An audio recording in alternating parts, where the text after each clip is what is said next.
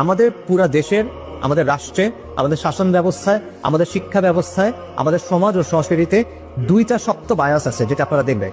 একটা হলো পশ্চিমা বায়াসটা, আরেকটা হলো কলকাতা কেন্দ্রিক একটা বায়াস। ঠিক আছে, আমি একটা এক্সাম্পল দিই, আপনারা মিলান। ধরেন আমাদের ইতিহাসের বইগুলাতে সুলতানি আমলের যে শাসন বা আওরঙ্গজেব, এই টাইপের শাসকদের কিভাবে দেখা হয়?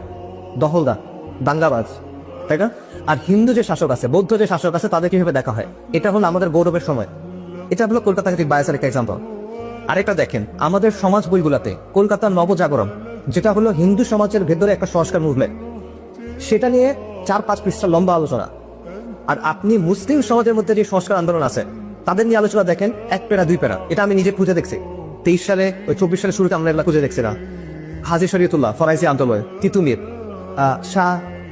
শাহ খলিলুল্লাহ মুহাদ্দিস দেলভি, ঠিক আছে, সাইয়েদ আহমেদ শাহিদ, ওলামায়ে দেওবন্দ, বা এই টাইপের যত মুভমেন্ট আছে, এগুলো নিয়ে কোনো আলোচনা আপনি পাবেন না।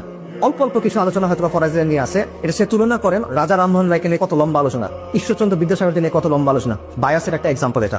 আচ্ছা, ব্রিটিশ বিরোধী আন্দোলনে মুসলিমদের যে লম্বা গৌরবের ইতিহাস, এটা আপনি পাচ্ছেন না।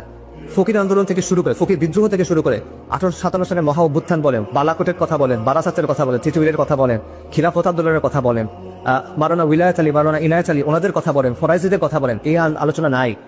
কার আলোচনা আছে? সূর্য স্যারের আলোচনা আছে, প্রীতিলতার আন্দোলনের আলোচনা আছে, ক্ষুদিরাম আর প্রফুল্ল চাকির আলোচনা আছে। তারা কোথেকে আসতেছে?